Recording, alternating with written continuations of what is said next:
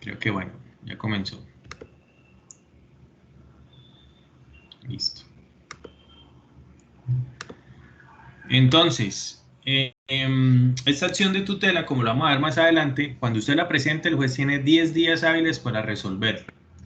Y esto pues es un periodo bastante corto, teniendo en cuenta que mientras usted la presenta, se hace el reparto, se le envía al juez, el juez estudia su tutela, el juez pide la respuesta de la tutela por parte del accionado, siempre es, digamos, un término bastante corto. Incluso si alguna vez reciben, de pronto en su vida profesional, una acción de tutela en contra, se van a dar cuenta que una vez se le dan incluso horas para responderlo, ¿no? Le dicen dentro de las 8 horas siguientes de respuesta a la acción de tutela, y si usted no responde, entonces se va a asumir por parte del juez que todos los hechos que se manifiestan en la tutela son verdaderos, ¿no? Que es una cosa pues bastante grave no responder a una acción de tutela.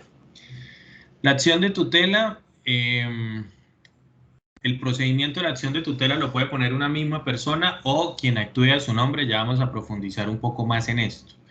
Y la acción de tutela está pensada, y esta es la gran crítica a la acción de tutela, para proteger derechos constitucionales fundamentales, cuando quiera que estos se consideren vulnerados. Entonces aquí ya viene una primera pregunta se la hacemos aquí a nuestros jurisconsultos huiseños.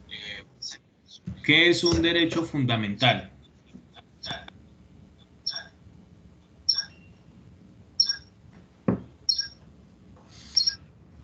Grave, grave.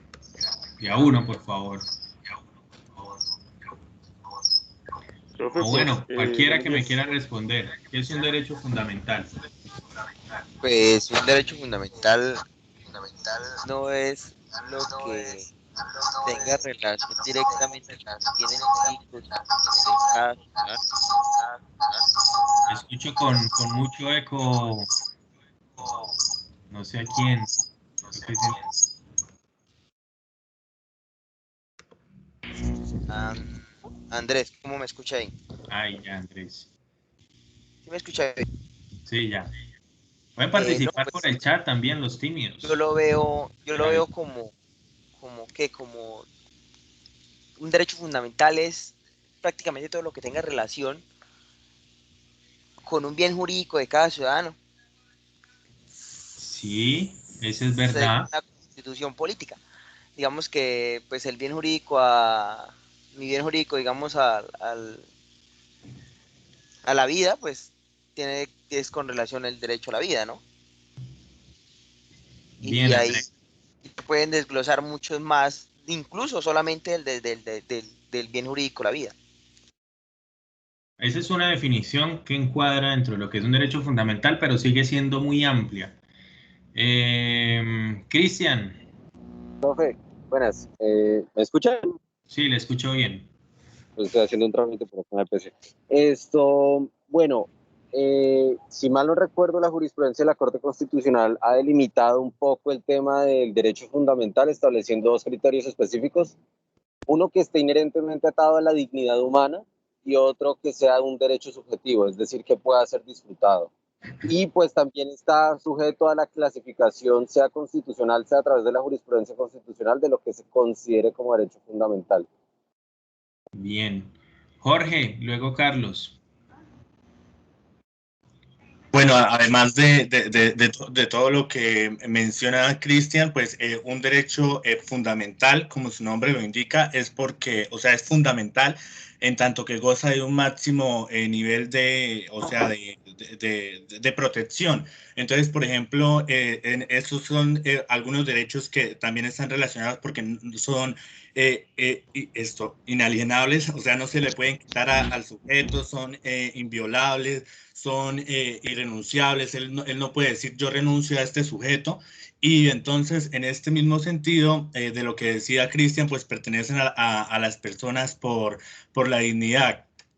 Digamos que casi todas las, dentro de las constituciones políticas se abordan y hay como unos parámetros incluso del derecho internacional y esto en los que se hablaba pues de que, o sea, están, o sea, sí, de que son irrenunciables. Ujú. Bien. tal cual, eso nos cabe dentro de la definición. Carlos, por aquí nos dice también Gina que son garantías inherentes a al ser humano, a su dignidad. Efectivamente, ya vamos a hablar de esto. Son los derechos que están consagrados en la Constitución del 91, los dice Luz, esa es una delimitación muy importante, son universales, inalienables e irrenunciables. Y vamos a ver, porque este sí es discutible, creo que quien nos propuso esto es Gloria. Carlos. Sí, profe. Hola, buenos días, profe. No, pues sí, yo considero que, digamos, son los derechos más intrínsecos que tiene el ser humano, ¿no? E inclusive, pues, el desarrollo jurisprudencial también le ha dado la calidad de sujetos de derechos fundamentales también, como a ríos, como el río Atrato, el páramo del Almorzadero. Entonces, miramos cómo también ya se amplía ese término sobre las personas, ¿no? Sino que ya también va más allá.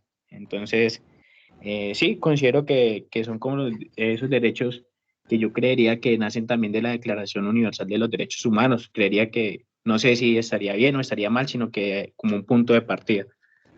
Bien, Carlos. Pedro, y cerramos con Cristín.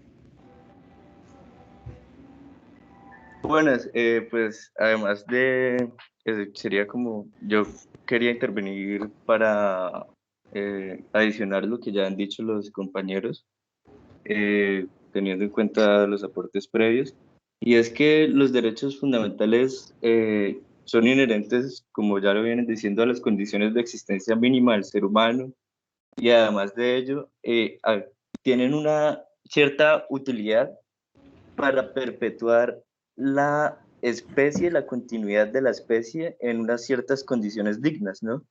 Con el entorno en sí mismo. Y esto hace parte de como un eje axial del diseño institucional del Estado moderno, ¿no? Porque inclusive lo podemos encontrar en el artículo, creo que es el 93 o el 94 de la Constitución Política sobre la cláusula de derechos innominados, que tiene un aire naturalista racional o civil, o inclusive de la escuela analítica, por ejemplo, y pues, pues era como para aportar pues también ese contenido filosófico. Gracias, Pedro, por supuesto. Eso tiene mucho de esto, ¿no? Es más, de los derechos fundamentales, como lo vamos a ver en la tutela, una de las cosas complicadas cuando uno está hablando de derechos fundamentales es, bueno, ¿y cuál es el contenido de los mismos? Ya hablamos de eso. Cristín. Profe, sí, yo quería decir que estoy de acuerdo con uno de los comentarios que su merced leyó del chat, porque, pues, según tengo entendido, la jurisprudencia de la Corte Constitucional ha llegado a la conclusión de que todos los derechos constitucionales son fundamentales. Que hay diferencias en la aplicación de la tutela de acuerdo a la inmediatez de la protección necesaria, pero que todos los derechos contenidos en la Constitución se entienden como fundamentales, que es, digamos, una transformación o una evolución de la jurisprudencia que antes pues decantaba el término fundamental para los derechos que cumplieran ciertos requisitos específicos. Entonces, pues...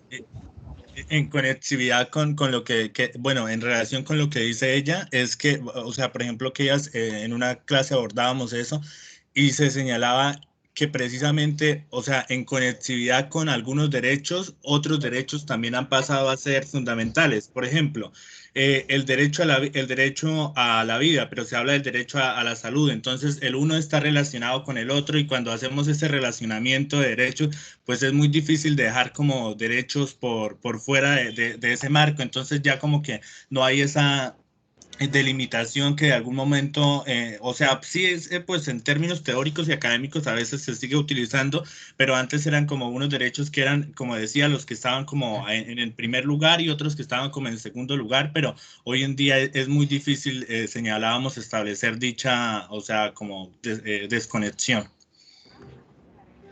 Muy bien, maravillosos todos esos aportes, todos muy valiosos. Yo creo que ninguno erró. Y todo lo que me han dicho, digamos que ha sido parte de la teoría de la evolución de los derechos fundamentales. Determinar los derechos fundamentales, digamos, en una separación meramente doctrinal, que realmente no es tampoco muy esencial para la garantía y defensa de los derechos. Hay quienes separan los derechos fundamentales de los derechos humanos. Los derechos humanos serán aquellos que estén en instrumentos internacionales de derechos humanos y los derechos fundamentales son aquellos que uno encuentra en la Constitución de cada nación, especialmente, bueno, en la de Colombia, en la Constitución Política de Colombia.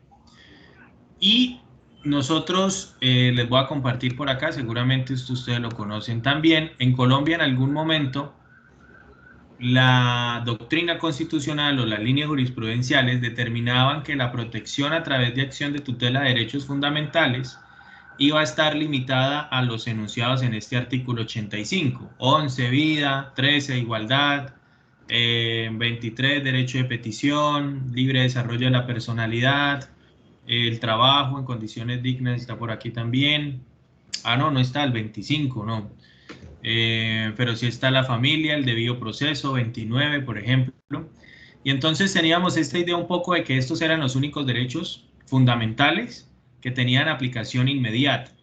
Pero un poco como nos lo expresó acá Cristín, muy acertadamente, la Corte Constitucional ya ha variado esto en relación también un poco a todo lo que nos explicaban nuestros demás compañeros.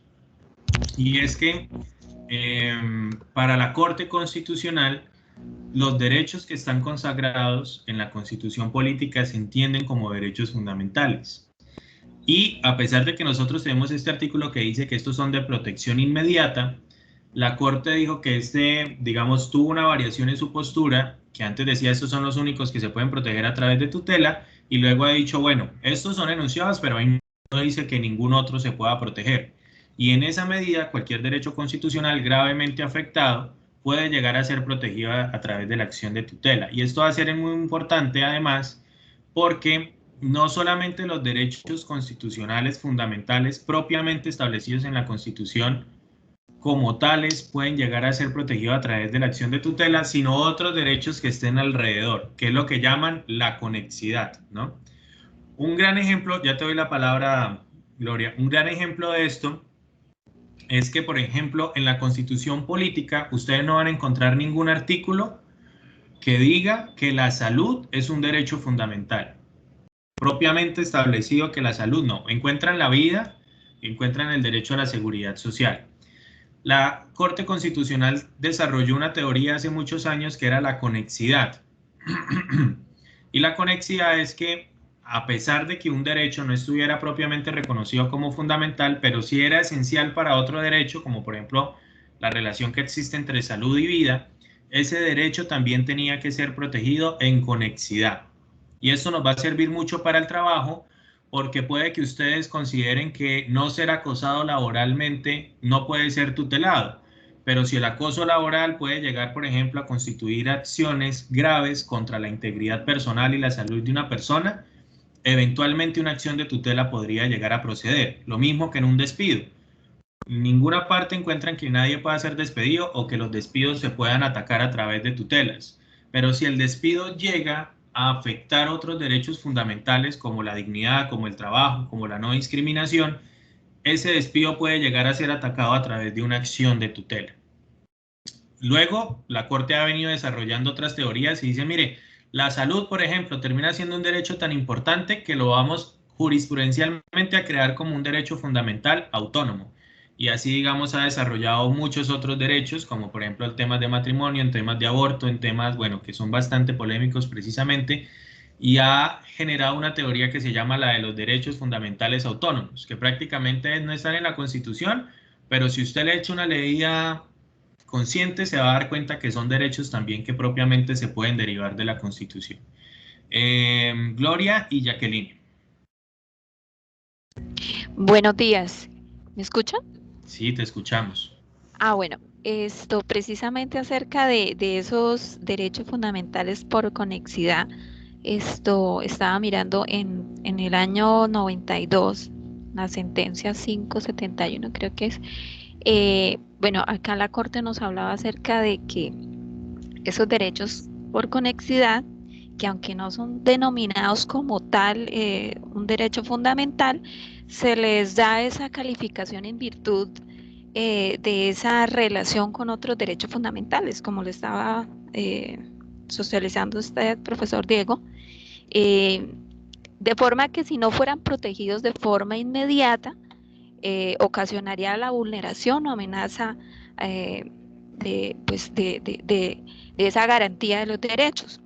Ujú. En ese caso, pues el derecho a la salud en ese momento se veía como un derecho fundamental en conexidad con la vida. Pero quería hacer esa aclaración de que ya se reconoce como un derecho autónomo en Ujú. virtud de que pues el cambio jurisprudencial que se ha dado y pues la importancia que tiene como tal. Y pues muchas de las acciones de tutela o las acciones jurídicas que se presentan pues se han dado en materia de esa vulneración al derecho a la salud. Es después del debido proceso, si no estoy mal, es uno de los derechos más tutelados, ya que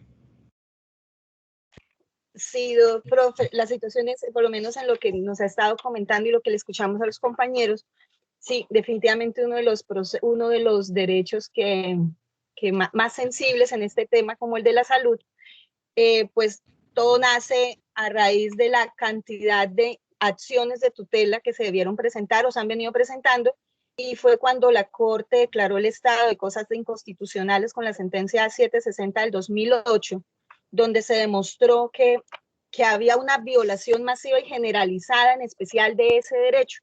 Entonces es ahí donde nace todo el estudio para llegar a la ley 1751 del 2015, que es la ley estatutaria, que eleva o nos eleva el derecho a la salud como un derecho fundamental para que dejara de aparecer en las tutelas como conexo al derecho a la vida. ¿Por qué esto? Porque es que se estaban presentando situaciones donde la Corte tenía que entrar a ponderar si realmente se afectaba el derecho a la vida por cierto tratamiento, por cierta cosa que se pidiera en la acción de tutela, versus el daño patrimonial que se le podía ocasionar a la EPS, ¿sí?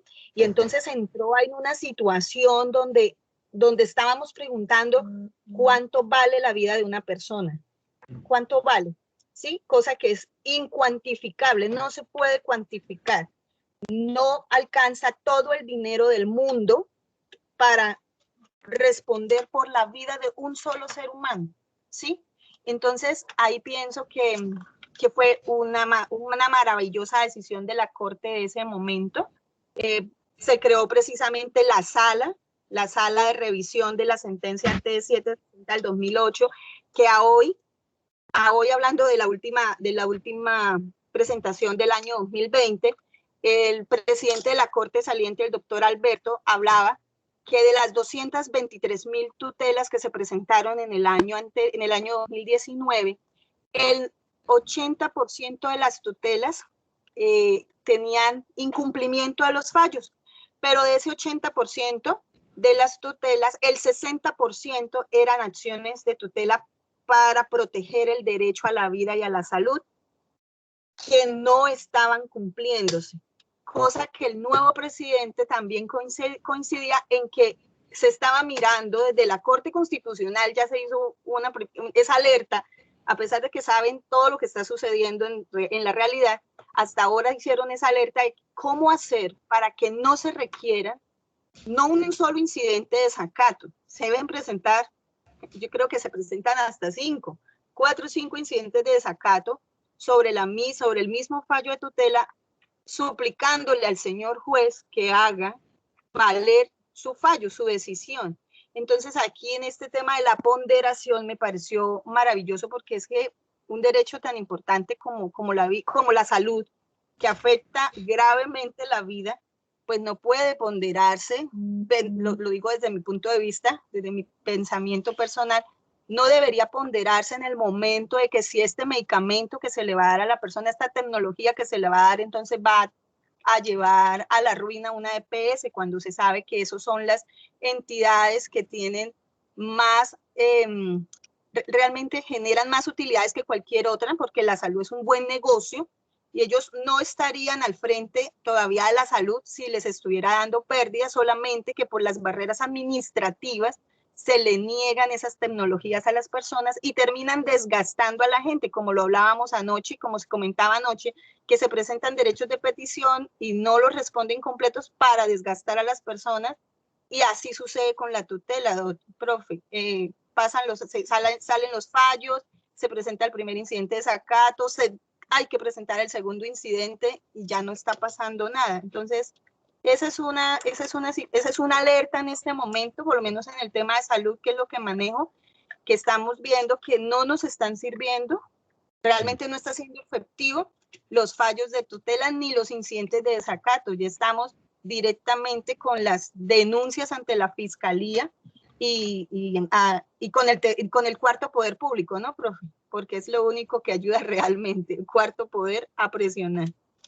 Sí, por medios de comunicación, ¿no? Si no sale la noticia, no sienten ninguna presión. Bueno, vamos a hablar ahora también más adelante de eso, ya que Omar y Juan.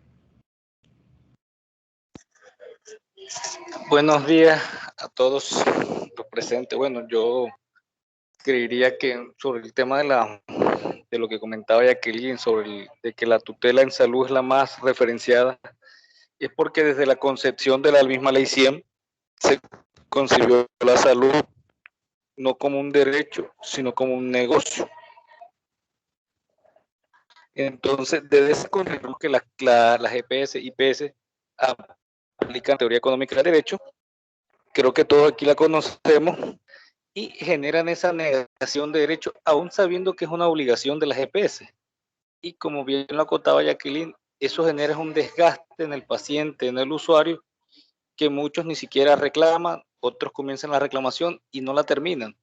Y hoy esas IPS, a través de esa teoría, han comenzado antes cumplían, ahora no cumplen, medio cumplen, y eso genera un desgaste bastante al usuario, al mismo abogado que lleve la tutela y todo, y uno ve que esa efectividad que en su momento tenía la tutela, el fallo de tutela, hoy no lo está teniendo, y no solo en el tema de salud, sino se ha hecho extensiva a otras áreas a otros derechos fundamentales, y yo sí veo bien de que la Corte comience a replantear eso, y como crítica que le ha hecho la Corte es que ella legisla, que le toca a través de su sentencia comenzar no a legislar, sino a modular y buscar y combinar al legislativo de que se busquen otras opciones para que tenga un real cumplimiento, un fallo de tutela.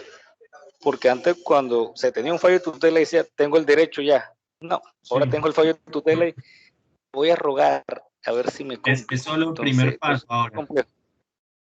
Correcto, entonces es que, o sea, definitivamente hay personas y entidades que actúan maquiavélicamente y solo ven el tema económico y no ven el tema humano, y sobre todo en salud, que es una vida, es un ser humano, es su integridad física la que está en riesgo, pero les vale un bledo.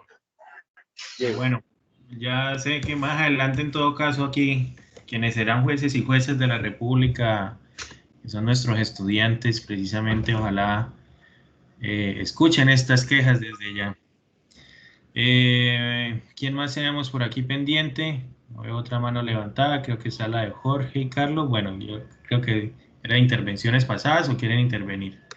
Yo quiero intervenir, o sea, es que, bueno, me causa, digamos, digamos, dentro del tema de seguridad y salud en el trabajo, hemos analizado que en acciones de tutela que se colocaban, entonces la Corte reiteraba que para mí también es como un derecho fundamental y que está estrechamente ligado a otros, y es el del mínimo vital. Porque, por ejemplo, pues cuando no se cumple, se considera que se afecta no solamente la dignidad humana, sino que detrás de él vienen, digamos, como que los trabajadores, pues para el caso que yo he analizado, o los pensionados no pueden financiar o solventar unas necesidades básicas, como son, por ejemplo, la propia alimentación, la vivienda, la educación de sus hijos, la seguridad y salud en el trabajo, las pensiones, etcétera. Entonces era como para señalar ese. Listo. Bueno, vamos a ir continuando. Sé que por aquí hay otras manos levantadas, pero les voy a pedir que continuemos un poco y ahora seguimos discutiendo porque nos queda mucho tema para hablar y sobre todo para quejarnos y criticar y sobre todo buscar alternativas también frente a lo que pasa. Vamos a volver por aquí a la presentación entonces. sobre la acción de tutela. Bueno, ya tenemos claro que es un derecho fundamental. Yo creo que no sobra de todas maneras compartirles y reiterarles que el trabajo en condiciones dignas y justas especialmente, es considerado dentro de nuestro ordenamiento jurídico y en el de muchos países como un derecho fundamental, ¿no? Además de ser un derecho humano. Y en esa medida puede ser protegido a través de la acción de tutela. Entonces, la tutela puede ser utilizada cuando los derechos fundamentales son vulnerados por acción o por omisión, ¿no? Especialmente por omisión de las autoridades públicas, que son quienes tienen la obligación de velar por el cumplimiento de los derechos y la garantía de los derechos. Hay que ver porque incluso en Colombia se ha terminado desarrollando la teoría de la tutela contra la tutela, ¿no? Cuando una acción de tutela viola el derecho al debido proceso, por ejemplo, ya tenemos tutela sobre tutela, y yo creo que uno ya se puede ir terminando pensando en tutela contra desacato, o tutela contra omisión en el fallo, o tutela contra las órdenes de arresto, porque el derecho prevé precisamente, por ejemplo, que quienes incumplan un fallo de tutela puedan ser arrestados, pero si el que ordena ser arrestado es el presidente de la República, piénsense qué cumplimiento le puede dar a esto las autoridades que están encargadas de la detención del presidente, ¿no? Vamos a hablar un poco de cómo funciona ese procedimiento. Entonces, los derechos fundamentales son los privilegios o garantías inherentes a todas las personas que estén plasmados en la Constitución política como tales. Nosotros tenemos algo que se llama el bloque de constitucionalidad, que adiciona a los derechos fundamentales que ya tenemos en la Constitución los derechos humanos. Pero si ustedes se ponen a mirar los derechos humanos, normalmente están contenidos dentro de los que ya tenemos en los derechos fundamentales, ¿no? Aquí esta imagen también nos refleja un poco lo que nos venían contando ya Omar y Jacqueline, y aquí le están diciendo pues al usuario de salud que dentro de 3 tutelas más ya de pronto le acaban la gripa. Bueno, son un poco las historias también de los servicios de salud que nosotros tenemos. Y bueno, aquí hablamos mucho de salud, y el tema de salud nos sirve mucho porque está ligado a la seguridad social, y la seguridad social, la garantía mayor de la seguridad social está dada a quienes trabajan, ¿no? Y quienes cotizan. Pero bueno, ya ahorita nos centramos un poco más en el tema de los derechos laborales. ¿Cuándo no se debe utilizar la tutela? Porque además una de las críticas también grandes es que a usted, no sé, tiene un problema de que no le pagan 100.000 pesos, entonces dicen, no, a mí no me parece que sea tan así. Lo que yo creo es que nosotros tenemos una generalizada vulneración de derechos fundamentales, una legislación supremamente garantista frente a una realidad totalmente precaria en términos de garantías de derechos. Y esto, digamos, consecuencia de que usted quiera o no quiera, los derechos se garantizan con plata. El derecho a la salud no se puede garantizar sin plata. El derecho a la vida digna no se puede garantizar sin plata. Incluso el tema del derecho a la elección del trabajo, al libre desarrollo de la personalidad, a la educación, no se puede sin plata. Y no se invierte plata en los derechos, sino se comercializa con los derechos, y esto hace parte un poco de precisamente esas lógicas por las cuales uno, o bueno, no uno, sino la sociedad en términos generales, acude mucho a la acción de tutela, más aún cuando tenemos un sistema judicial desfinanciado, desbalanceado, atrasado, en el que uno siempre dice, bueno, primero lo intento por tutela, porque si no es por tutela, pues tendré que esperar 3, 4, 5 años a que me paguen el millón de pesos, que serían, no sé, como $300 en términos generales, para que uno le paguen una deuda laboral. Entonces uno siempre va a intentar la acción de tutela porque la justicia no funciona muy bien. En todo caso, las reglas generales dicen que usted no debe utilizar la acción de tutela cuando existan otros recursos o medios de defensa judiciales. Por ejemplo, si usted puede reclamar el despido a través de un proceso ordinario laboral con un juez del trabajo, pues no debe acudir a la acción de tutela. Si en el tema de salud, por ejemplo, esto se lo pudiese resolver la Superintendencia de Salud, no debería reclamarlo por tutela. Si el asunto administrativo podría llegar a resolverse a través de una demanda contra el Estado, no sé, por una acción popular, no debería acudir a la acción de tutela. ¿Cierto? No se puede acudir a la acción de tutela para proteger el derecho a la libertad cuando se pueda utilizar el habeas corpus. Por acá también, a través de profesionales al servicio del pueblo que están por acá, y la corporación hicimos algunos talleres relacionados con el habeas corpus, con todo este tema de las sistemáticas desapariciones de personas. Y ahí se aprende una cosa frente a la habeas corpus, y es que el habeas corpus es incluso más rápido que la acción de tutela, ¿no? Son 48 horas para saber dónde está la persona. Y entonces lo que dice la ley es cuando usted pueda utilizar el habeas corpus, que es una acción pensada para proteger la libertad de las personas detenidas injustamente, no debe utilizar la acción de tutela. Y obviamente no tiene sentido tampoco porque el habeas corpus es mucho más rápido que la acción de tutela. Entonces, por estrategia jurídica tampoco se recomienda el tema del habeas corpus. Y tampoco se debe utilizar la tutela cuando sea evidente que la violación del derecho ya está consumado, ¿verdad? Por ejemplo, si está en riesgo la vida de una persona, se puede utilizar la acción de tutela para que el Estado la proteja, pero si la persona ya ha sido asesinada, pues ya no tiene sentido utilizar la acción de tutela, y lo que entrarán serán a proceder otros tipos de acciones, como, no sé, las demandas contra el Estado, las denuncias en la Fiscalía. Entonces no hay urgencia de utilizar un mecanismo sumario, sino que se deben utilizar los mecanismos tradicionales. Salvo que la violación de derechos se perpetúe en el tiempo o continúe en el tiempo, se puede utilizar la acción de tutela. Por ejemplo, en los temas de discriminación en el trabajo son importantes. A usted lo discriminaron una vez y quedó discriminado, pero puede que esos actos de discriminación sean constantes en el tiempo. A pesar de que ya se consumen ciertos actos de discriminación, se puede utilizar la acción de tutela, esta acción de amparo, para proteger los derechos, el derecho fundamental, por ejemplo, a la no discriminación, frente a acciones que sean permanentes en el tiempo. La acción de tutela tiene un mecanismo también, cuando el tema, por ejemplo, puede ser del riesgo al derecho a la vida, que son algo que se llaman las medidas provisionales, que son una especie de medida cautelar en donde el juez puede tomar las decisiones que considere pertinentes mientras decide si el derecho está en riesgo o no. Y esto, digamos, obviamente va a tener un carácter urgente para proteger el derecho y suspender la acción o la omisión que genere la amenaza directa contra el derecho. Hay que decir esto, y es que la acción de tutela está pensado para temas urgentes, inaplazables y graves.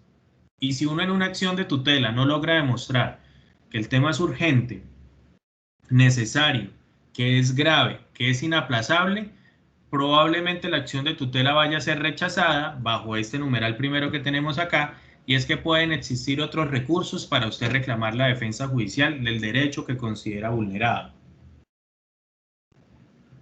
Y últimamente, la Corte Constitucional también ha desarrollado incluso, que fue uno de los criterios que propuso el magistrado, ¿cómo se llama ese magistrado? El que se fue, que dejó votado, Carlos Bernal Pulido, que es el criterio de la resiliencia. Por ejemplo, no es lo mismo contar con otros recursos judiciales si usted es pobre y gana medio salario mínimo, ¿verdad? Porque puede que el tema del cobro de un salario sea fundamental para su vida, porque lo pueden echar de la casa, no tiene con qué comer, no tiene para sus hijos.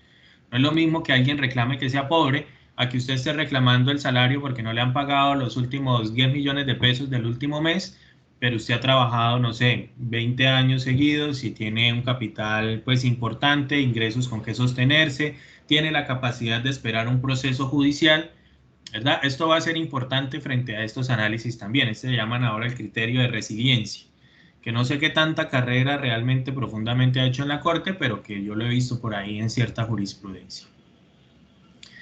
¿Quién y cuándo se puede interponer la acción de tutela?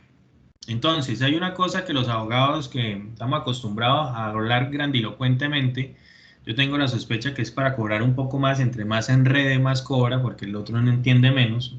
Y esto viene, por supuesto, de esta lógica burguesa del derecho, que es que el otro no entiende y usted asuma el poder también como un medio de posición y dominación. Hablan de la legitimidad por activa y la inmediatez. La legitimidad por activa es que el que ponga la tutela realmente sea un afectado y tenga derecho a ponerla. Y la inmediatez hace referencia a un principio que es que si la tutela va a ser un tema urgente, ¿cierto? Inaplazable, supremamente grave, que a usted le pasa algo que afecta un derecho fundamental, pues usted no va a esperar 6 meses para poner la tutela, porque entonces primero ya se puede presumir que no era tan grave, que no era urgente, y que si usted puede esperar ese tiempo, pues vaya por los medios judiciales tradicionales. ¿Quién puede interponer una acción de tutela? Esto va a ser un tema importante porque en términos generales la mayoría de los procesos, digamos, de las relaciones jurídicas judicializadas requieren de un abogado, pero frente a la acción de tutela la puede poner cualquier persona, incluso menores de edad. Cualquier persona por sí misma, por representante, porque por más de que usted la pueda poner por usted mismo, usted puede pedirle a un abogado que presente una acción de tutela por usted, o se pueden interponer por interpuesta persona, que es quizás la novedad más importante en términos del acceso a la justicia de la tutela. Y es que no se hagan de cuenta que una persona que está hospitalizada, que no se puede movilizar, que necesita un medicamento, que se lo están restringiendo para volver al tema de la salud, no se lo están entregando, esa persona pues no se puede poner a ir a buscar un internet, a escanear documentos y a presentar la tutela por ello. En ese caso, cualquier persona puede llegar a presentar la acción de tutela por un tercero, obviamente argumentando tendrá que decir por qué ese tercero no pudo presentar la acción de tutela, porque era un incapaz, porque era un menor, porque no tenía la capacidad, por temas de salud, por restricción a su libertad, por estar desaparecido. Bueno, es decir, pueden llegar a existir muchas justificaciones, pero hay que justificarlo. Lo importante acá, digamos, frente a este punto es que cualquier persona por sí misma, por intermedio de otra, puede interponer la acción de tutela. ¿Cuándo o cuál es el término para poner una acción de tutela? Acá se habla de una racionalidad en el tiempo, ¿no? Y cuando hablamos de razonabilidad o racionalidad, el tema se pone muy vago. ¿Pero cuándo? Pues lo más pronto posible, teniendo en cuenta el carácter de urgencia de la tutela. En algunos casos, por ejemplo, para reclamaciones laborales, la jurisprudencia considera que 2 meses es un término prudencial para interponer una acción de tutela. También eso depende de la vulnerabilidad de la persona. Si es quizás una persona de las zonas rurales, analfabeta, que no tenga mucho conocimiento, acceso a tecnología o comunicación, la Corte puede llegar a considerar, o los jueces de tutela pueden llegar a ampliar ese plazo, ¿no? Obviamente por la condición de vulnerabilidad de la persona.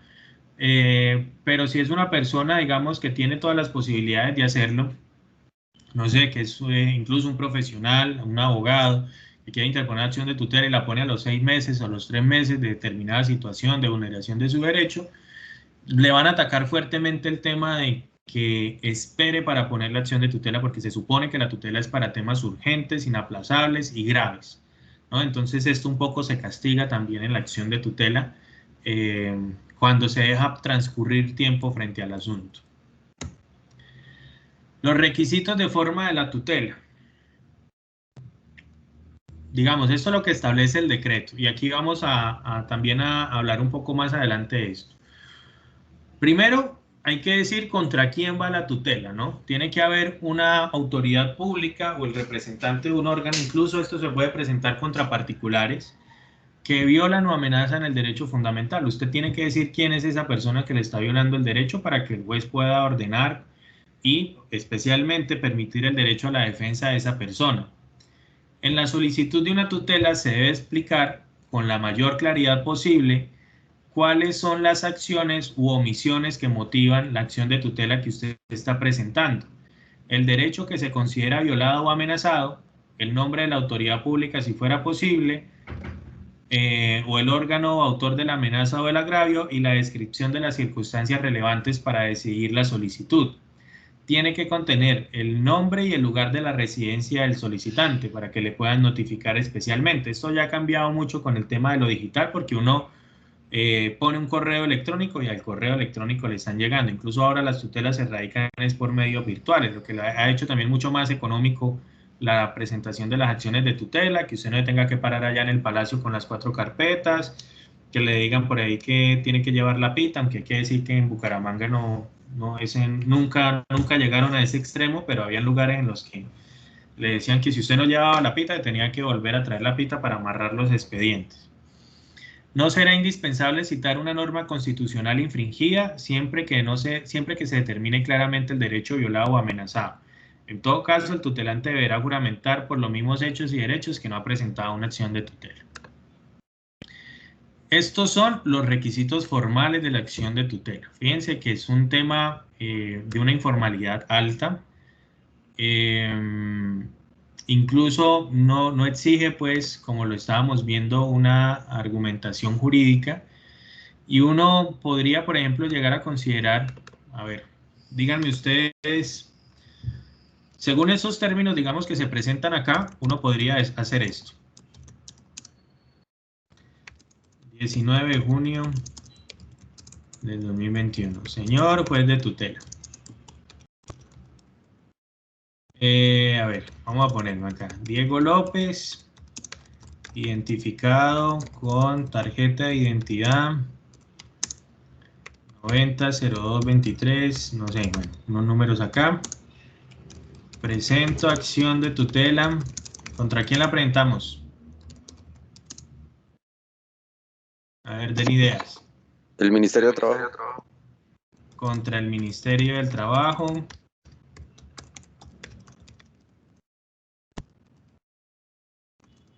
Teniendo en cuenta que el día, a ver, hace unos 3 meses, primero de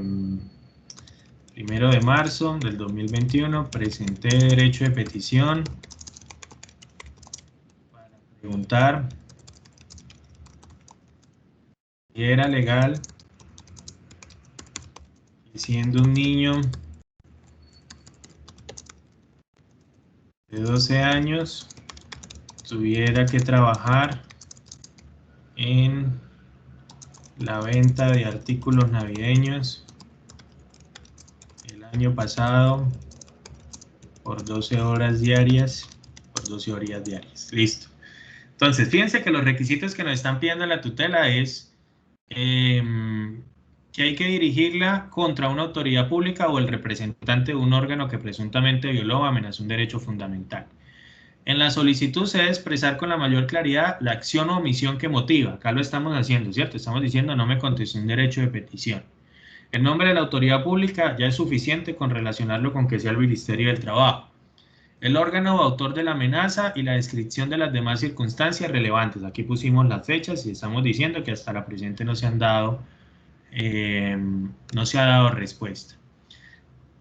El decreto reglamentario dice que no es necesario citar norma constitucional infringida siempre que se determine claramente el derecho violado. Acá estamos diciendo no me respondió una petición. Y hay que juramentar que no se ha presentado tutela. Juro por la mismísima justicia que no he presentado otra acción de tutela igual.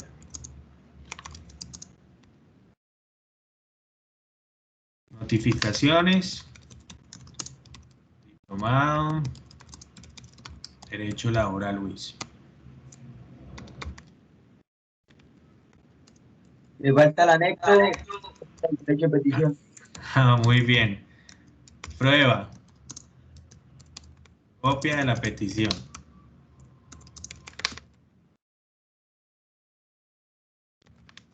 Rogando justicia, Diego López. Bueno, entonces les pregunto, ¿considerarían esto una acción de tutela o no?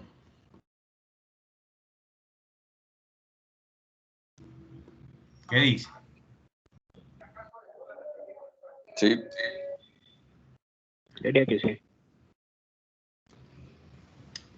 Sí, pero no sé por el tiempo de caducidad que habla el marzo. Marzo, abril, mayo, junio. 4 meses después.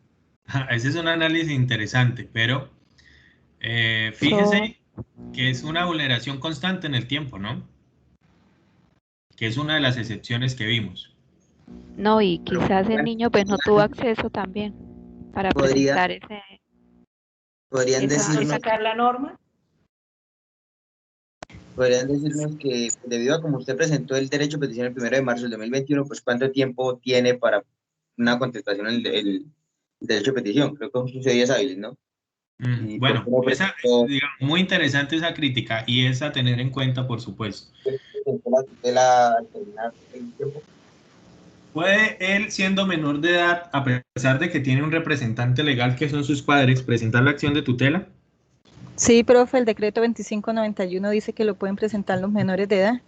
Bueno, ustedes vieron la acción de tutela que compartimos por ahí seguramente, o que tanto el grupo de litigio como la que elaboramos desde la corporación para el tema de la protesta, ¿no? Uno está acostumbrado a ver en las tutelas otro tipo de documentos, que es de lo que vamos a hablar. En todo caso, en conclusión, esto es una acción de tutela completamente válida, y así como está, se puede presentar, y así como está, se debe fallar. Ahora, otra cosa es que la vayan a fallar a favor, ¿sí? Por ejemplo, si omitimos lo que nos recomendó Martín, por ejemplo, y no ponemos que había no presentamos prueba de la acción de tutela, vamos graves. Porque el juez, hay una cosa que es muy odiosa que le dicen a uno, pero yo creo que uno siempre lo tiene que tener en cuenta, ¿no? Yo por ahí lo he escuchado que le dicen: el juez no es el secretario del abogado ni de la persona, usted tiene que encargarse de llevar las pruebas porque el juez no va a poner a pedirlas por usted. Obviamente eso está en contra de toda la naturaleza de la acción de tutela, pero por la carga de trabajo siempre es mejor ayudar y presentar todas las pruebas que uno tenga. En todo caso, fíjense que esta es la estructura de una acción de tutela. Ahora, frente por ejemplo a un despido, si vamos a cambiar el derecho de petición por una situación de despido, es una tutela pues bastante débil. La tutela incluso se puede presentar verbalmente. El niño se puede presentar ante el Palacio de Justicia y presentarse ante un juez, y simplemente el juez va a tener la obligación de levantar un acta escribiendo lo que relate verbalmente el niño o la niña, bueno, quien se presenta a la acción de tutela, porque también puede que la persona no sepa leer ni escribir, no hablemos de niños, pero quiera interponer una acción de tutela. Ahora, en la práctica lo que se hace se recomienda es que vayan a la Defensoría del Pueblo o a los consultorios jurídicos para que le hagan una buena acción de tutela.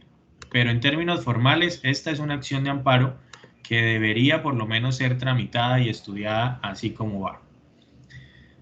Ahora, vamos a estudiar, antes de entrar en cómo se puede, qué cosas quiero que tengan en cuenta cuando vayan a hacer acciones de tutela, vamos a estudiar otras reglas que hay acá frente a la acción de tutela.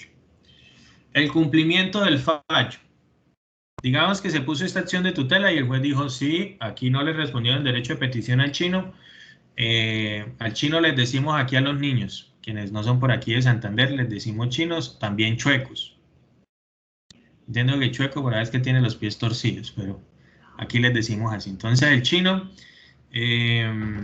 presentó la acción de tutela y no le respondía, entonces vamos a ordenar que le respondan. El cumplimiento del fallo se debe realizar mínimo dentro de las 48 horas siguientes. Aquí puse siguientes, perdónenme por eso. Tienen que cumplirse dentro de las 48 horas siguientes. Aquí hay muchas estrategias para incumplir el fallo. Yo he escuchado desde algunos que dicen es que las 48 horas tienen que ser hábiles, entonces cuentan 8 horas diarias porque es una jornada, y entonces de aquí nos sacan casi 9 días. Esto ya ha quedado, digamos, obviamente rechazado. Saben que son 48 horas, 2 días para que cumplan con estos fallos de tutela. Pero empiezan desde acá, ¿no? Las leguleyadas les llamamos a todas estas estrategias sucias, pues, que utilizan los abogados a veces para evadir la justicia. Dentro de una de esas está esa.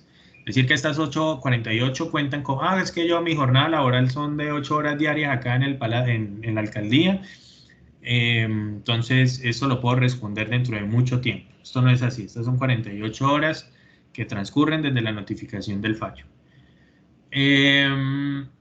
Hay una estrategia también que se utiliza mucho para incumplir, y es que cuando se da el incumplimiento de tutela, uno puede recurrir a una figura que en nuestra legislación se denomina el desacato. ¿Qué es el desacato? El desacato es decirle al juez: señor juez, yo gané esta acción de tutela, la acción de tutela tenía que cumplirse en 48 horas, pero no me han cumplido. Entonces usted le pasa un escrito diciendo: vea, están en franco desacato, decimos los abogados para que suene más bonito, hágame el favor y ordena las medidas de sanción contra el incumplimiento del fallo. Las medidas de sanción van desde multas hasta los arrestos, ¿verdad? O sea, son medidas fuertes las que puede utilizar el juez de tutela. Ya te voy a dar la palabra, ya que porque en esto sé que tienes mucha experiencia. ¿Qué pasa cuando uno pone un desacato? Como el desacato puede eventualmente, lo primero que empiezan a fallar es que empiezan a hacer requerimientos que duran un montón. Entonces le dicen al Ministerio del Trabajo, vamos a poner en el ejemplo en el que estamos. Señores, Ministerio de Trabajo, le doy 3 días para que me diga si ha cumplido o no ha cumplido. Ministerio de Trabajo responde por allá a los 5 y dice no he cumplido. Entonces uno ya vuelve y pregunta, entonces le dicen segundo requerimiento, no ha cumplido, entonces cumple, le doy otros 3 días para que responda de que cumple. No han cumplido. Mientras tanto, ¿cuál es la estrategia? Que en la segunda instancia de la tutela revoquen el fallo para no tener que cumplirlo. Pero hay una regla en las acciones de tutela y es que las acciones de tutela, a pesar de que sean falladas en primera instancia y tengan apelación, que técnicamente se dice impugnación, tienen que ser cumplidas de manera inmediata, dentro de esas 48 horas. Y a eso le maman mucho gallo y por eso se dice que no son eficaces, que era lo que nos estaba contando Jacqueline. Entonces los jueces empiezan a jugar, como no quieren ordenar de una vez las sanciones, no sé por qué, porque se supone que ellos deberían hacer valer su fallo más que nada, empiezan a hacer requerimientos y aquí empiezan un poco ya a dilatar. Y hay otra estrategia, que es que cuando ya el juez ordena, y esto lo hacen mucho especialmente en el tema de la salud, pero obviamente esto que les estoy contando es un delito porque es defraudar fallos judiciales, que además es penalizado en Colombia, defraudar los fallos judiciales. Pero hay otra estrategia y es que si el juez llega a ordenar el arresto del representante legal o de la persona, pero hablemos de los representantes legales, ese desacato o esa sanción tiene derecho a ser apelada también en una segunda instancia ante el superior jerárquico. Eso va a tomar otro tiempo, ¿verdad? Y puede que ya cuando vaya a salir se corrobore la sanción en contra de quien desacata la acción de tutela. Hay una estrategia que es cambiar el representante legal.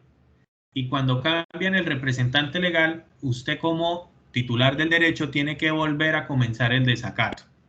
Y entonces vuelven los requerimientos, vuelve la sanción, vuelve la apelación y se pueden cambiar 2, 3 o 4 veces.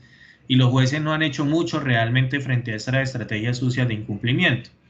Entonces, frente a esto, lo que queda es presentar una denuncia en la fiscalía y los procesos en la fiscalía por temas de, digamos, en un país tan violento en el que se desaparecen, violan, matan todos los días, el tema de incumplir un fallo judicial no parece ser de lo más relevante tampoco acá en estos asuntos. Ya que... Profe, súper sabio usted, súper sabio, y la verdad que quiero aprovechar esa sabiduría para precisamente preguntarle sobre de las situaciones que más se lucha es con el cumplimiento hasta de la medida provisional, profe, porque sale para cumplirse dentro de las siguientes 24 horas o máximo 48 horas. Profe, y le cuentan que no trabajan el viernes sino hasta las 5 de la tarde y se recibió la notificación del juzgado a las 4 de la tarde, entonces no alcanza sino a correr una hora de traslado, entonces hay que esperar a que se activen nuevamente los días de traslado el lunes a las 8 de la mañana que ellos empiezan jornada laboral. Y sabe, se lo digo aquí con nombre propio, el abogado de Comeva es experto en esas leguleyadas, porque le cuenta así. Y la otra situación es que esa EPS como tal, que es con la que más dolores de cabeza, me cambiaba el representante legal precisamente cuando ya el juez daba la medida de detención domiciliaria para la representante legal, y nos tocó cambiar la forma de pedir precisamente esa condición, esa situación. Porque pues lógicamente ahí en el incidente de desacato se nombra quién es la persona encargada de los cumplimientos de las acciones de tutela, quién es el director de la entidad y quién es el gerente nacional. Y se pide pues lógicamente la medida para todos. Pues nos tocó el hecho de que no le anexábamos inicialmente, hace 6 años no le anexábamos la palabrita y quien en el momento esté ostentando el cargo, pues el señor juez simplemente se limitaba a los 3, pero ahora, porque lo han querido seguir haciendo, no solamente esa EPS, sino todas. Sí. Toca anexarle al señor juez que por favor, que si, y hacerle la motivación ahí en el incidente, que si en el momento de que el señor juez, en su sabiduría, pues él tome esa decisión a bien, pues que claro la procedencia de la acción y bueno, toda la situación, que nos dé la medida a quien ostente esa situación. Sin embargo, profe, de las cosas que vengo haciendo ahí como fuerza con las acciones de tutela es cómo se hace para que el juez, cómo suena feo, pero cómo obligamos al señor juez que en el primer incidente, que es que la medida de arresto es lo que presiona a un representante de UPS a cumplir. ¿Cómo lo obligamos? ¿Cómo se hace? No he encontrado la forma. Y lo otro es el daño que se le ocasiona realmente a los pacientes.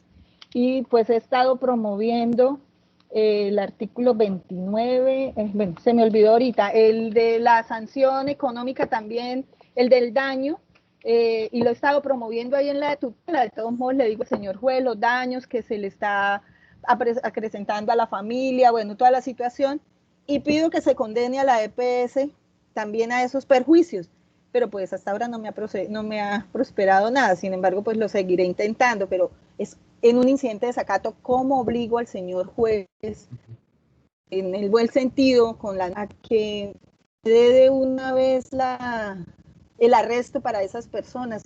Porque algo que usted decía al comienzo, profe, súper valioso con el tema de que una acción de tutela pues no procede cuando hay otra autoridad competente, y la verdad que en la ley la tenemos, que es la Supersalud, pero pues la Supersalud es política, no funciona, no trabaja de acuerdo a lo que dice la ley 1949. Con respeto a si existe algún compañero que trabaje en la Supersalud, qué vergüenza expresarme así. No, menos pero, usted, pues, compañero. Pero entonces, lo digo es en el tema de la experiencia, sí, pero no, yo soy respetuosa de las instituciones.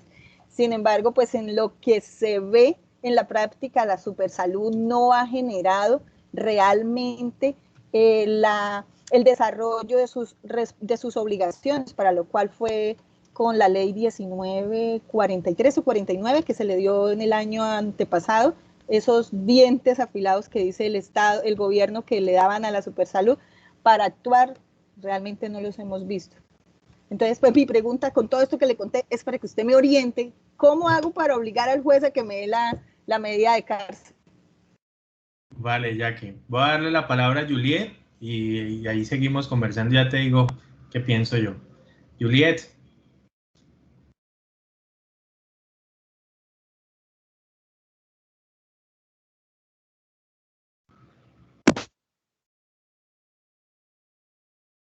Aló. Ahí te escucho, Juliet. ¿Sí me escuchas? Sí. Bueno, simplemente para hacer como agregar algo adicional, y es que precisamente existe un procedimiento del cual pues no se conoce mucho, que es el procedimiento de la revisión de tutela cuando sube a la corte. Entonces, obviamente se conoce que no muchas tutelas se revisan y existen como unos criterios, pero uno puede enviar como una especie de memorial solicitando, alegando que pues el caso de uno tiene relevancia constitucional y los criterios mediante los cuales realizan la selección está en el artículo 51 del Acuerdo 05 de 2015, del Acuerdo 02 de 2015, en donde pues se enuncian los criterios orientadores de selección para que a uno le revisen pues la tutela en dado caso de que ya no le hayan fallado a favor la tutela. Y pues también existen otros criterios respecto a la tutela contra tutela, pero me imagino que eso ya se va a hablar pues más adelante. Simplemente para agregar eso. Gracias, Julián. Andrés. Conmigo es con relación a la compañera que hablaba sobre la Supersalud. No trabajo con la Supersalud ni nada. Ah, bueno. Que, he manejado el tema, digamos, con relación a mi familia y a muchos amigos de trabajo, compañeros, personas que me han buscado para derechos de petición cuando, por ejemplo, han negado una cirugía o cuando han negado un procedimiento grave, no grave o incluso que llegue a afectar la vida. Por lo general, los derechos de petición que yo he interpuesto, un ejemplo, tengo en mis manos un derecho de petición que encabezado primero con la EPS, que es la responsable directa de la salud del paciente. En segundo lugar está pues la unidad a la cual es la que va a hacer el procedimiento. Por ejemplo, la Clínica San Nicolás de Barranca Bermeja. Y en tercer lugar está el Ministerio de Salud. ¿Qué les agrego yo al derecho de petición? Siempre dejo un artículo, digamos una cláusula, responsabilizando directamente debidas, o sea, digamos, dependiendo de la patología, debida a estas tres entidades. Y por lo general, siempre el ministerio me contesta de fondo o me contesta por correo y me dice, venga, ya le solucionaron el tema, pues no sé, me ha funcionado. Yo siempre dejo una parte donde digo, responsabilizo al Ministerio de Salud y a la EPS Salud Total por cualquier contradicción que le ocurra al paciente, bueno, a mí, por ejemplo, en el caso del paciente. Y siempre esa responsabilidad, o esa cosa de decirle, venga, digamos como entre comillas, si el paciente se muere es culpa suya por no hacer su función. Y me ha funcionado. Entonces siempre me contestan bien. O sea, todo lo que me han negado ha salido a favor. Ya vamos a hablar ahora de esas estrategias precisamente. Yo creo que las tutelas, digamos, eso lo digo un poco en broma, pero es en serio, hay que ponerles drama. Porque si no, difícilmente uno puede llegar a asumir como operador judicial que el tema es urgente y necesario. Gracias. Bueno, entonces, para responderle por aquí a la compañera, ¿qué hay que hacer? Yo creo que una cosa que no debemos olvidar siempre es que a donde no llegan los derechos tiene que llegar la democracia. Es decir, precisamente los ejercicios que estamos haciendo de movilización, de reclamación de derechos, terminan constituyéndose en un país como el nuestro en los mecanismos para defender las garantías y derechos fundamentales. Escucho por aquí, alguien tiene un micrófono abierto, a ver quién será. Espérenme, creo que ya la apagaron, gracias. A donde no llegan los derechos tiene que llegar la democracia, y tiene que llegar la democracia con movilización, con reclamaciones, con expresiones ciudadanas, con participación activa, democrática, digamos, no solamente en términos formales de derechos, sino también en términos de movilización y de protesta. Y lo que estamos haciendo también son formas de exigir precisamente la garantía de los derechos. Yo creo que a esto hay que sumarle un poco, como dicen los marxistas, todas las formas de lucha. Uno tiene que seguir emprendiendo las acciones, tiene que seguir primero experimentando e innovando, ¿no? Y fíjense, o sea, el tema que es muy valioso lo que nos contó Jackie acá, es decir, de introducir solamente una frase o una forma, lo que termina implicando en términos de la vida de una persona o la salud de una persona. No debería ser así. No debería ser que el que no descubra que incluye esas palabras, entonces no tiene acceso a los derechos. Eso es fatal. Pero lo cierto es que también las estrategias jurídicas terminan funcionando. Hay que continuar con las denuncias. Yo creo que el tema a veces termina doliendo en la plata, ¿no? Que pareciera que es lo único que le hace adolecer a veces a las instituciones o a las personas. Los procesos, adelantar procesos, los que son civilistas o les encanta el civil, también desde ahí se pueden promover fuertemente los derechos fundamentales. Una reclamación administrativa en la que luego se repita contra el funcionario, una demanda por responsabilidad frente a quienes precisamente no asumieron sus funciones, las denuncias y también las reparaciones que al final tienen que haber, son, digamos, a largo plazo. No nos van a generar transformaciones en el hoy ni en el ya, pero seguramente más adelante podamos ver algunas transformaciones y también le apostamos a estas vías de derecho en el mediano o largo plazo. Y yo creo que hay que seguirlas intentando. ¿Cómo presionar o conminar al juez? Yo creo que en esto, como les decía, donde no llegan los derechos tienen que llegar la democracia. Puede que estos espacios, por ejemplo, de diplomado puedan llegar a ser importantes. Qué lástima que nunca nos pudimos encontrar presencialmente. Yo tiré a hacer un diplomado largo esperando que finalizando nos pudiéramos encontrar. Pero otra de las formas es creando lazos, creando redes. Acá en el diplomado pues es muy importante, por supuesto, aprender de temas de derechos laborales, pero también es muy importante conocer quién sabe de qué, a quién puedo recurrir, en quién me puedo apoyar, saber que más adelante acá quienes son líderes o lideresas sociales encuentren a quienes estudiaron en el diplomado más adelante en la Procuraduría o en la rama judicial o en las personerías o actuando como, bueno, en cualquier cargo público, y saber que también a ustedes y a todos y a todas podemos recurrir, va a ser muy importante en el mediano y en el largo plazo, y hay que asumir, por supuesto, desde ya también este tipo de redes, y construirnos y apoyarnos va a ser muy importante. Generar unidad o dinámicas de colaboración es una cosa muy compleja, especialmente en las defensas de los derechos, pero esta sigue siendo una oportunidad. Ojalá que más adelante no se olviden que en algún momento nos preocupamos y estudiamos juntos, y que, bueno, más adelante también quizás podamos colaborarnos. En términos formales, yo creo que nos quedan las mismas de siempre frente a... Déjame un segundito.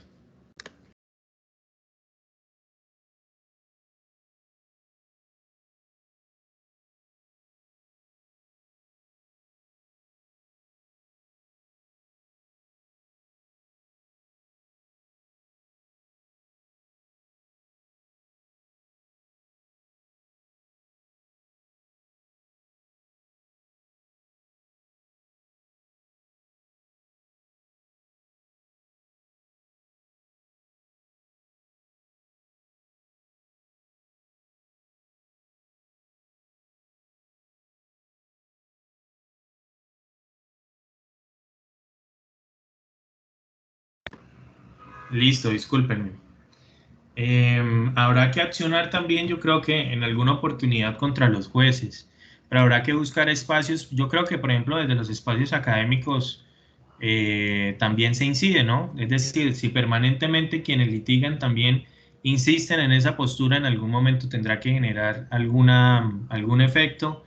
Si se terminan denunciando, también eso tendrá que generar algún efecto, no en el corto plazo, pero sí seguramente en el mediano plazo, ante las mismas autoridades, pues, no sé, Consejo Superior de la Judicatura, ante las fiscalías, bueno.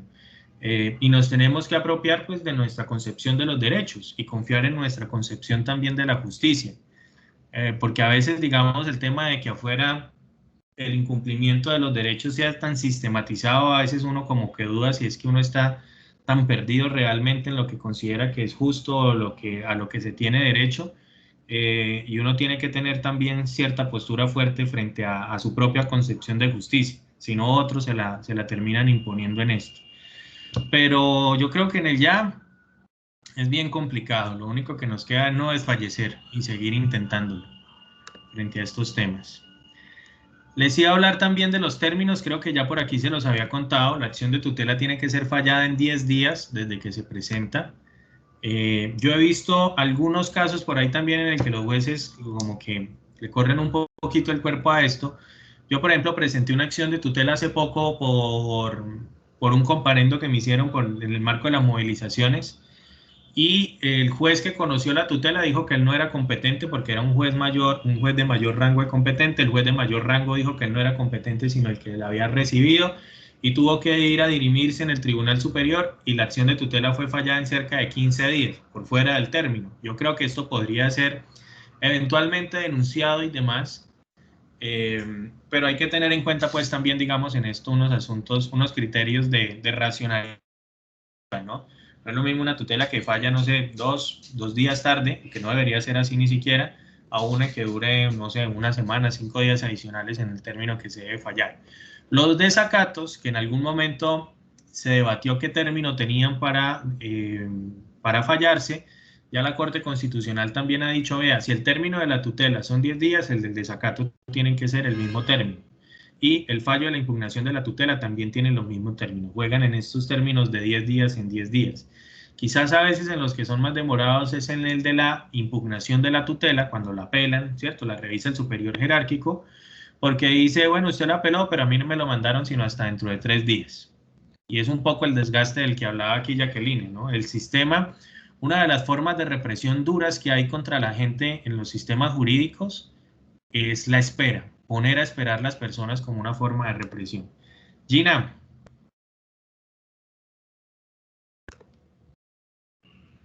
Ay, perdón, tenía el micrófono apagado. Buenos días a todos.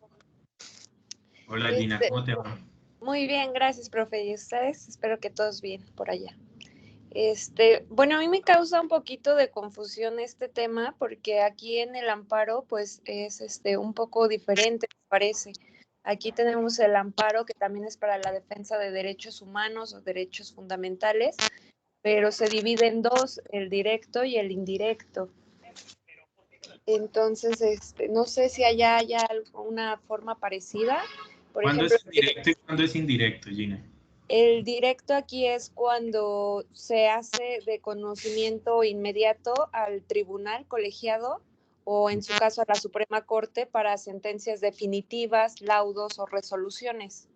Y el indirecto es cuando tiene un poco más de tiempo que se puede pues estudiar un poco más el caso, por ejemplo, en normas, en legislaciones, actos u omisiones que tenga alguna autoridad. También, por ejemplo, para el sistema penal, para revisión del debido proceso y todas esas cosas.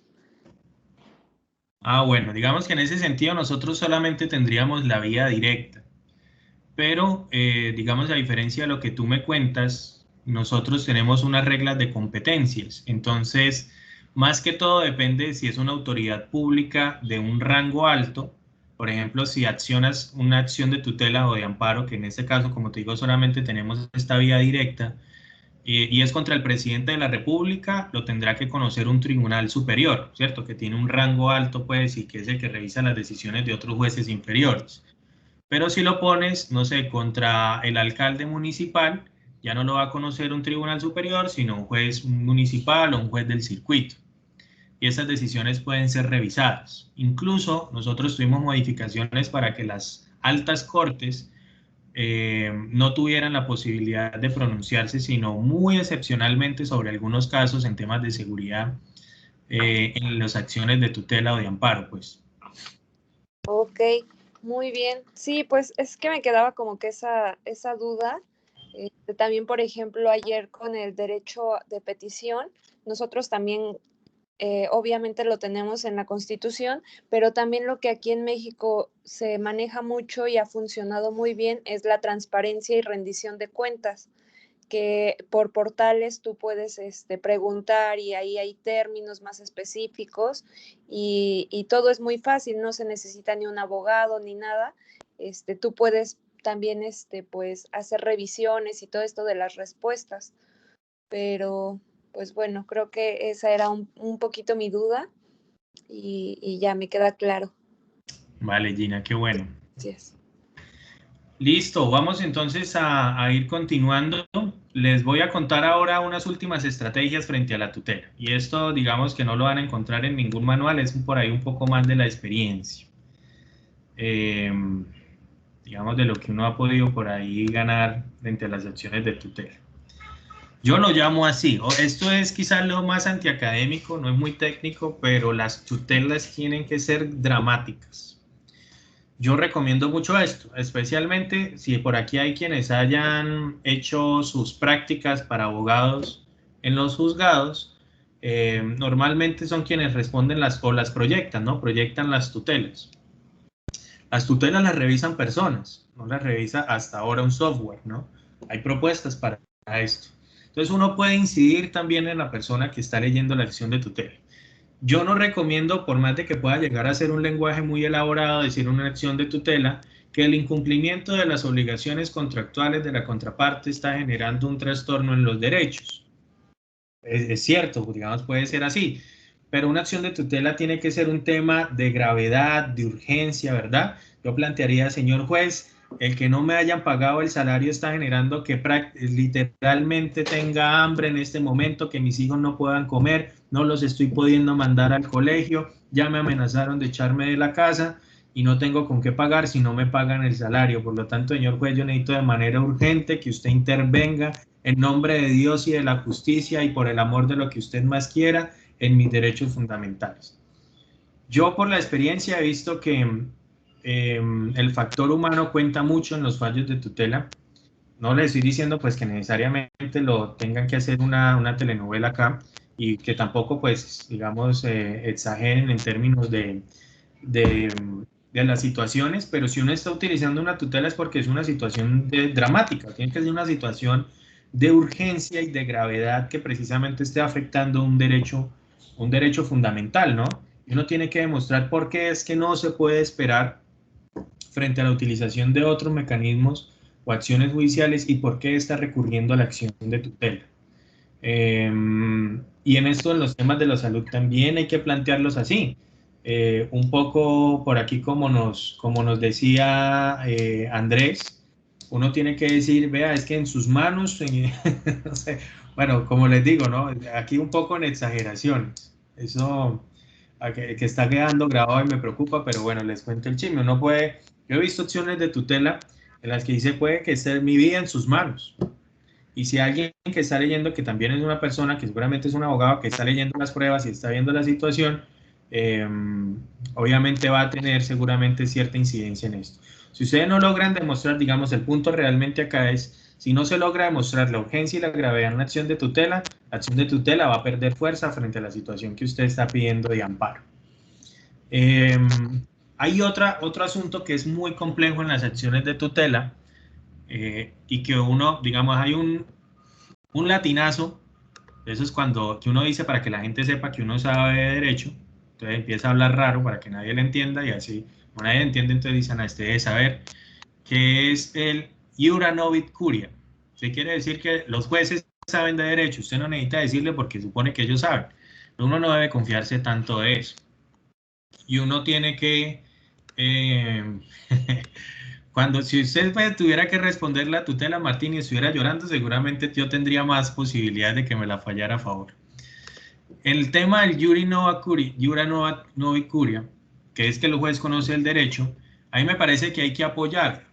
Fíjense, por ejemplo, en el derecho al trabajo. Vamos a suponer que vamos a pedir el amparo del derecho al trabajo en condiciones dignas y justas. Y aquí la pregunta es, ¿y qué es digno y qué es justo? O, por ejemplo, que usted esté reclamando el libre desarrollo de la personalidad. Bueno, ¿y qué es libertad?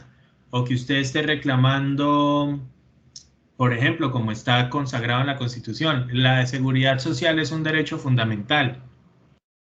¿Y qué es esto? Los derechos fundamentales tienen una característica, y es que son indeterminados. Es decir, usted sabe que ahí hay un derecho a algo, pero concretamente ¿qué es? Es problemático. Entonces, ¿cómo sabe usted hasta dónde le llega el derecho? ¿Cómo sabe usted que es un trabajo en condiciones dignas y justas? ¿Cómo usted sabe que es un acto, el derecho a la igualdad, por ejemplo? ¿Cómo usted sabe que algo está vulnerando la dignidad humana? Para eso, siempre es muy importante recurrir a la jurisprudencia, especialmente de la Corte Constitucional. Ahí, digamos, ya de tantos años que tenemos, a 30 años de la Constitución, hay muchas definiciones de muchos temas. Incluso le pueden definir lo que es la dignidad humana. Entonces usted va a encontrar que la sentencia le dice dignidad humana es vivir bien, vivir como se quiere y vivir sin humillaciones. E incluso ponen ejemplos taxativos de lo que es. Una acción de tutela, como les conté, puede ser el escrito que yo les mostré ahorita. Esa es una acción de tutela y la tienen que tramitar. Pero si usted dice, mire, es que, señor juez, yo reclamo mi trabajo en condiciones dignas y justas, y lo que es digno y justo, como lo dijo la Corte Suprema, la Corte Constitucional, o como lo ha dicho una sentencia, o usted mismo en un anterior fallo, es que la dignidad es que no me discriminen por mi condición de homosexual en el trabajo y me manden a trabajar en un lugar apartado. Si usted logra identificar esas reglas del derecho fundamental y pedir que le apliquen puntualmente esa regla, eso va a ayudar mucho en una acción de tutela.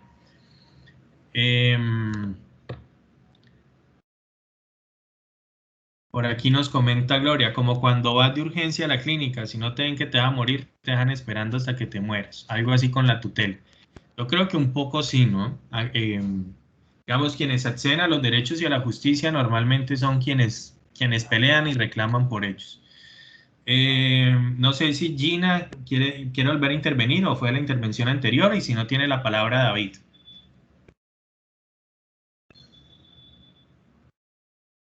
Ay, perdón, fue la intervención. Listo. David, entonces. Sí, profe, mi pregunta iría concretamente en qué O sea, ¿cómo puede de pronto uno redactar las medidas provisionales dentro de la acción de tutela, pues de pronto para que sean efectivas, dependiendo obviamente pues del riesgo que corra el derecho fundamental? Lo único es recurrir nuevamente a argumentar por qué, por lo menos provisionalmente, se tendrían que proteger. Para que una medida provisional se otorgue en sede de tutela, tiene que ser una cosa más excepcional incluso que la misma tutela. La tutela de por sí es un medio excepcional para casos urgentes, pero pedir una medida provisional es porque es lo excepcional de lo excepcional y lo urgente de lo urgente, ¿no?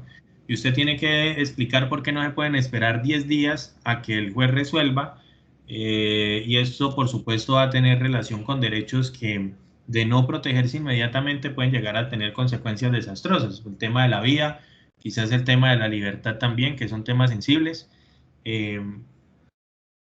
Seguramente por ahí habrán otros, ¿no? Pero fundamentalmente argumentar por qué no se puede estar a la espera de los 10 días mientras se resuelve el tema, ¿no? Y normalmente también la procedencia de esto tiene que ser para asuntos muy claros. Es decir, que el tema de la vulneración del derecho sea tan evidente que se sabe, digamos, un poco cuál va a ser el sentido de la tutela, ¿no? Es decir, las pruebas también tienen que ser muy contundentes en ese sentido. Jacqueline. Profe, para compartirle al compañero y a todos, pues en las tutelas, que fundamento para la medida provisional, me acojo la fundamento en la sentencia SU 695 del 2015. Ahí pues se estableció que las medidas provisionales buscan evitar que la amenaza contra el derecho fundamental se convierta en violación o habiéndose constatado la existencia de una violación, esta se torne más gravosa. Y la confirmo aún más, pues me apoyo en otra sentencia, pues más de atrás, que es la T102 del 93, donde la misma Corte había dicho que el derecho a la vida es uno de los derechos uno de los derechos inalienables de la persona, cuya primacía reconoce el artículo 5º de la Constitución, lo que hace que ello vincule en dos sentidos al Estado, en la de su respeto y en la de su protección.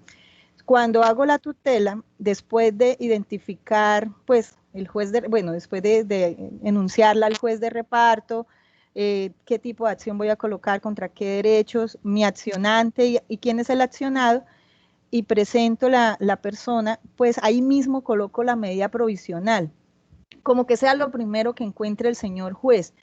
Y le comento al señor juez, por lo menos una tutela que hice para una adulta, dice que desde ya solicito protección de carácter transitorio para mí, hasta tanto el juez emita un fallo y se ordene al accionado de manera inmediata, autorice y garantice el traslado de carácter urgente a lo que la señora necesitaba. Y ahí le comento que le estoy anexando pues en la historia clínica que el oncólogo considera que es urgente, que es de alto riesgo, que hay complicaciones a corto plazo. Y pues lógicamente ahí viene el ruego, se le ruega al señor juez salvar la vida, porque es lo que usted decía, profe, hay que tocar las fibras porque se está hablando lógicamente de evitar un daño que no se va a poder remediar, porque después de que cuando la persona muera no existe ningún procedimiento, no existe hasta ahora que lo conozca un procedimiento que se pueda revertir ese daño, que se pueda decir vamos a resucitarla porque pues sí, tenía razón, ella tenía derecho a que se le protegiera esto, entonces vamos a aplicarle así como en las películas que antes veíamos que hablaban de los años 2020 y 2030, que en esta época íbamos a tener, para esta época se iba a usar una tecnología de criogenética donde las personas se van a poder revivir. Eso pues desafortunadamente no es así, entonces pues todo eso, todo ese sentir se le coloca, se le expresa al señor juez en la medida provisional, y pues hasta ahora, gracias a Dios, no me han negado ninguna medida provisional, pues me han negado en ese aspecto, pero siempre veo que lo que usted nos ha comentado es lo clave, hay que hablarle en palabras castizas, respetuosas pero castizas, y que podamos sustentarlas con las pruebas que le anexamos, que por lo menos en mi caso con los pacientes siempre le anexo es historia clínica, concepto médico, porque les ruego siempre a los pacientes que o les ruego a los oncólogos, mire, ustedes ya saben que si no queremos perder esta tutela, ustedes deben expresar en un concepto anexo la situación del paciente y por qué requiere ese medicamento, por qué requiere ese traslado, esa hospitalización, por qué requiere esta tecnología, y pues todo el récord de lo que le ha pasado con la EPS para demostrarle al juez de una vez que las EPS sí han estado incumpliendo y no es que ellos de buena gente solamente por ahora se les pasó esa situación para que no me vayan a negar ninguna pretensión. Gracias, Jackie. Excelente eso que nos enseñes también aquí a todos. También aprendiendo. Esto que se aprende es en la práctica, ¿no? En el día a día. Bueno, finalmente, uno de los últimos asuntos que hay que tener en cuenta y que les mencionaba por ahí antes, es el tema de la prueba. Hay que contar con pruebas. Hay que anexar las pruebas ya, incluso algunas, por ejemplo, aquí ya se nos vuelven, especialmente en los temas médicos, casi que calificadas, ¿no? Si uno quiere algún procedimiento, alguna intervención en temas de salud, por ejemplo, hay que probar que se necesita, ¿no? Y estos son criterios médicos y por eso también hay que hablar con los médicos y los médicos son muy importantes también en esto, el criterio médico, porque el juez no es, digamos, el juez va a hacer un análisis probatorio de qué tanto realmente es cierto lo que uno está diciendo o no. Hay que aportar todas las pruebas que se tengan, hay que pedir aquellas pues que no se lograron conseguir, pero que uno sabe quizás que puedan existir o que se puedan solicitar. Y hay que probarlo, ¿no? Este adagio que hay en el derecho, dame la prueba, te daré el derecho, aplica también en sede de tutela. Ahora, yo les voy a compartir, anoten esta sentencia que hay por acá, se las dejé aquí abajo, seguramente ahora les comparto la presentación. Estos no están todos porque incluso me tocó quitar algunos del listado, se los voy a mostrar incluso mejor de la misma sentencia.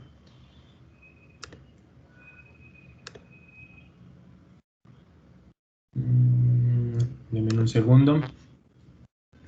Hay un listado por ahí en una sentencia que no es taxativo, sino indicativo, y esto es muy importante porque pueden haber más, de la Corte Constitucional en donde dicen, mire, en los temas del trabajo, estos son los casos que pueden llegar a utilizarse la acción de tutela. Es la sentencia de tutela 619 del 2013. Esto, por supuesto, ya es de hace muchos años, pero yo creo que sirve para tener ahí de manualito, para mirar antecedentes de si podemos o no podemos utilizar los casos en acciones de tutela. El abuso del ius variandi, que usted lo manden a trabajar para otra ciudad, por ejemplo, y eso afecta derechos fundamentales. El debido proceso, los deberes de protección y seguridad, la libertad de culto, el desarrollo de la personalidad, el derecho a la intimidad, negar permisos para votar, negar permisos para desempeñar cargos oficiales o comisiones sindicales, cuando se nieguen a expedir certificaciones sobre el tiempo de servicios, cuando se den malas referencias a otro. En estos casos se puede utilizar la acción de tutela como mecanismo de protección. En los casos de derecho colectivo para las organizaciones sindicales, cuando se desconoce el derecho a constituir o afiliar o promover la afiliación a sindicatos, cuando se entorpece o impide el incumplimiento de las gestiones propias de los representantes sindicales, cuando se toman medidas represivas contra los trabajadores sindicalizados o aquellos que quieran afiliarse, cuando se obstaculice o desconoce el ejercicio del derecho a la huelga del que vamos a hablar este viernes en el en vivo. Ahí se pueden utilizar las acciones de tutela. Cuando incurre en algunas actuaciones listadas en el numeral 2, es decir, todas las formas de atentar contra la libertad sindical que por aquí estudiamos, cuando se obstaculiza el ejercicio del derecho a la negociación colectiva, cuando se impide la organización o funcionamiento de tribunales de arbitramiento, ¿no? Que para eso también hay muchas marrullas y estrategias para evitar que se desarrolle. En estos casos, compañeros y compañeras, solamente enunciados, y fíjate que hace muchos años, ya eso tiene un mayor desarrollo, pero esta sentencia nos da un hilo importante de cuáles ya podemos empezar a pensarnos. Podemos utilizar la acción de tutela como mecanismo de protección de los derechos fundamentales del trabajo. En muchas ocasiones se utilizará la estrategia del derecho de petición primero, ¿verdad?, para requerir al empleador, y cuando no conteste o conteste de manera incompleta o conteste materializando la vulneración de algún derecho fundamental, se puede acudir a la acción de tutela. Bueno, no sé si sobre lo que hemos hablado tengan otras dudas, comentarios o preguntas.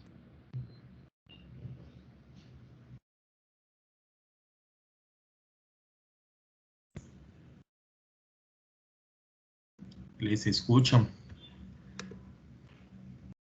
María Camila. Hola, profe, buenos días. Una duda con respecto a lo de las pruebas. Si necesitamos en algún momento que el juez le exija a alguna entidad que practique una prueba para poder determinar la pretensión, ¿se puede realizar o cómo sería el proceso para que esa entidad se vinculara? Sí, tú puedes solicitarlas. Digamos que por lo menos en el litigio común, en el ordinario, tú tienes la obligación de aportar todas las pruebas. Quizás en la tutela esto se flexibiliza un poco por los tiempos que hay, pero tendrías que identificar puntualmente cuál es la prueba, quién la tiene, por qué no la has logrado conseguir y por qué es relevante para el caso que estás pidiendo, para que la oficien y la soliciten.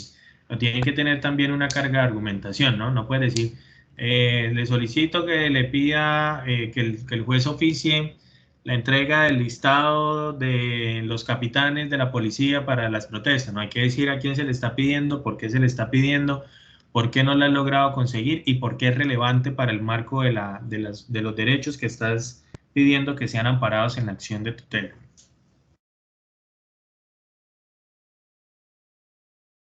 Gracias.